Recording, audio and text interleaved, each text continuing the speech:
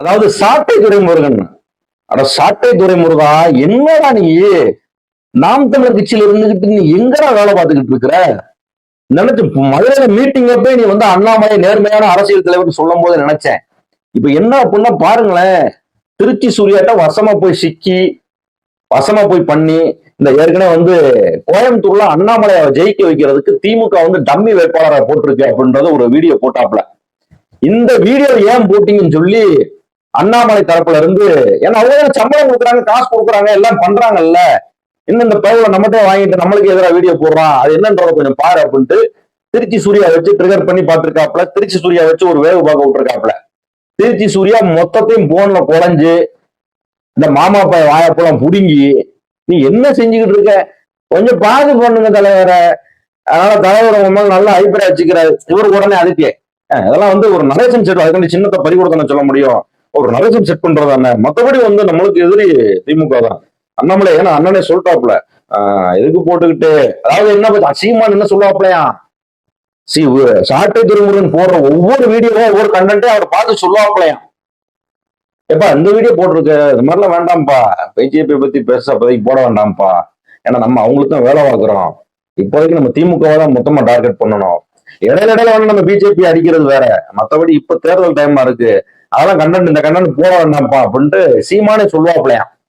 அதனால கொஞ்சம் பார்த்து பண்ணுங்க தலைவர்னு குழஞ்சு, ரெண்டு பேரும் குழஞ்சு செஞ்சு கடைசியில் அது எப்ப எக்குத்தப்பாயி அந்த ஆடியோனா போட்டு ஒரு கேளுங்க, கடைசியில் அந்த மாதிரி ஆகி எவ்வளவு ஒரு எச்சத்தனமான நாம் தமிழர் கட்சியில இருந்துட்டு உனக்கு ஏன்டா அந்த வேலை, கொள்கை பரப்பு செயலாளர் இருந்துகிட்டு இப்படி வந்து சொந்த கட்சியே வந்து போய் நீ வந்து அதுக்கு நீ சரத்குமார் மாதிரி வந்து உங்க அண்ணனை கூட்டு போய் நாம் தமிழர் கட்சியை மொத்தமா பிஜேபி இணைச்சிட்டு உங்களையும் தூக்குறது எப்படி விட்டு வச்சாங்கன்னு தெரியல. பிஜேபி வந்து இப்ப எல்லாமே வந்து அது மாதிரி வேலையை பண்ணிக்கிட்டு சின்ன சின்ன அமைப்புகளையும் கட்சிகளையும் மிரட்டி பணிய வச்சு வேற வழியே கிடையாது நீ வந்துரு அப்படின்னு சொல்ற மாதிரி வந்துட்டு இருக்குது. ஏற்கனவே அண்ணாமலை தான் சொல்லியிருக்காப்ல 2024 அப்புறம் கட்சியே இருக்காது அப்படின்ட்டு. அநேகமா வந்து அகில இந்த சமத்துவ மக்கள் கட்சி எப்படி கொண்டு போய் இணைச்சிட்டு எப்படி வந்துட்டு அந்த நாள் பிஜேபி சுத்திக்கிட்டு இருக்காரோ அதே மாதிரி நடக்க போகுதுன்றதுதான் இது மூலியமா தெரிகிறது. அதனால வந்து மொத்தமா அம்பலப்பட்டுக்கிட்டு உடனே அதுக்குள்ளேயும் தெரிஞ்சு போய் நேத்து பூதாகரமா ஒரு ட்வீட்டை போட்டாச்சு. அதை எதுக்கு நான் மறைக்கணும், ஆடியோ எதுக்கு பேசிக்கிட்டு, நான் தெளிவாவே சொல்றேன், திமுக எங்களுக்கு முதல் எதிரி, பாஜக வந்து 2வது எதிரி, அப்படி இப்படின்னு என்னென்னமோ புலம்புறேன். இங்க ஆடியோ ஒரு மாதிரி பேசி வச்சுட்டு என்னென்னமோ புலம்புறேன்.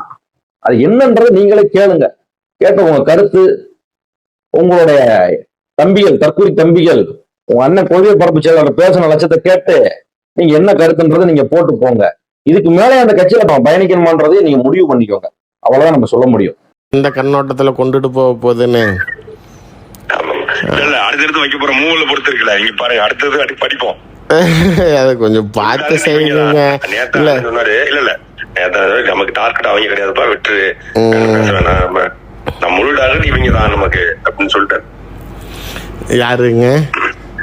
அண்ணன் திமுக தான். அண்ணன் தலைவர் சொல்லிட்டாங்களா? ஆமா, ஃபுல் டார்கெட் திமுக தான். நான் சொன்னேன் இந்த மாதிரி காலைல வீடியோ போட்டு எதுக்கு போட்ட, எதுக்கு அவனை போட்டு அடிச்சுக்கிட்டு அப்படின்ட்டு.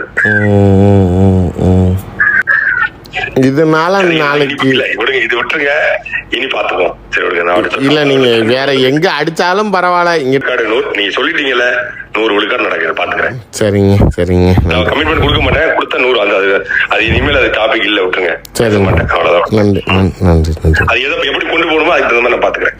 இந்த 5 வருஷத்துல பிஜேபிக்கு ஓட்டு போட்டு தமிழ்நாடு நாசமா போல, அப்ப உண்மையிலே ஓட்டு போட்டுதான் நாசமா போயிருக்கு. இல்ல அப்ப சின்னம் இல்லங்கிற கோபம் போயிருச்சா?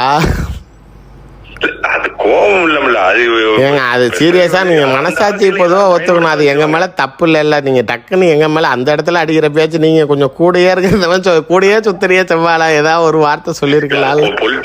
அரசியலா அது அப்படிதான் கிளைம் பண்ண முடியும். நீங்க வந்து நாங்க சின்ன தொழில் யாராவது சொல்லுவாங்களா, எல்லாம் அரசியலா கிளைம் பண்ண. ஏங்க அதுக்கு ஏங்க எங்களே போட்டு ஊரு காக்குறீங்க? உங்களுக்கு எல்லாருக்கும் நாங்க தான் பிஜேபி தான்.